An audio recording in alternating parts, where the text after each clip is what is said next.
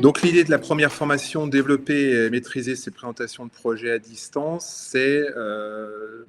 aujourd'hui de savoir utiliser les outils de visioconférence, comment on se les approprie d'une manière simple, comment on communique avec son client vis-à-vis de ses réseaux distanciels. Moi, l'objectif premier, c'est de mettre en avant son savoir-faire en argumentant son projet à distance, c'est-à-dire qu'il y aura une petite partie comportement oral, un petit peu de la partie commerciale,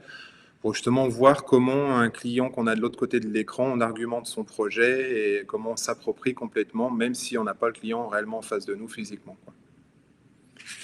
La formation, elle va se découper en deux grosses parties. C'est l'appropriation du logiciel.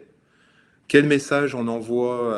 à son client, parce que c'est des liens mail qu'on fait, mais quel message on va mettre pour être vraiment rentré en relation avec lui. Ça précédera peut-être d'un appel téléphonique, etc. Donc c'est à voir après, suivant les envies de chacun, parce que l'idée, c'est il va y avoir une partie théorique comme toute formation, mais une partie exercice où justement on va s'entraîner. Moi, je jouerai le client fictif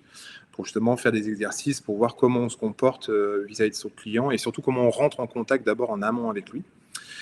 Après, l'idée, ça sera travailler son argumentaire, c'est-à-dire comment je vais argumenter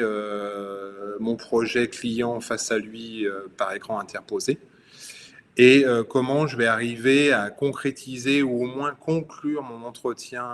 en visio avec lui, soit pour une reprise de contact, soit pour un envoi un peu plus approfondi d'un devis, etc., etc. L'idée de la visio, c'est de garder le sourire et d'être toujours en échange avec son client, même si on ne peut pas se voir pour des raisons qu'on connaît tous, mais c'est de vraiment être dans l'échange et la communication, et encore une fois,